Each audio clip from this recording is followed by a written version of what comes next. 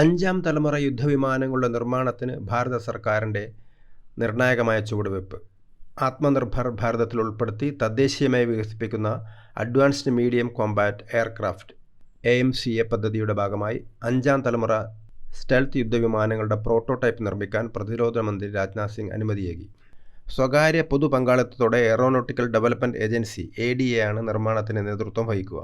ഭാരതത്തിൻ്റെ തദ്ദേശീയ പ്രതിരോധ ശേഷി വർദ്ധിപ്പിക്കുന്നതിലും ശക്തമായ ആഭ്യന്തര വ്യോമ മേഖല, വ്യാവസായിക ആവാസ വ്യവസ്ഥയെ പരിപോഷിപ്പിക്കാനുമുള്ള കേന്ദ്ര സർക്കാരിൻ്റെ സുപ്രധാന നീക്കമാണിത്.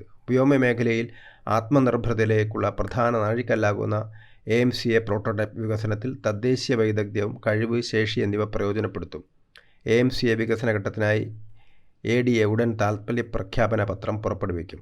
പ്രധാനമന്ത്രി നരേന്ദ്രമോദിയുടെ നേതൃത്വത്തിലുള്ള സുരക്ഷാകാര്യ സമിതി കഴിഞ്ഞ വർഷം യുദ്ധവിമാന പദ്ധതിക്ക് അംഗീകാരം നൽകിയിരുന്നു. ഏകദേശം 15,000 കോടി രൂപയാണ് ചെലവ് കണക്കാക്കുന്നത്. 2034 നിർമ്മാണം പൂർത്തിയാക്കി 2035 പുതിയ യുദ്ധവിമാനത്തെ വ്യോമസേനയുടെ ഭാഗമാക്കാനാകുമെന്നാണ് പ്രതീക്ഷ.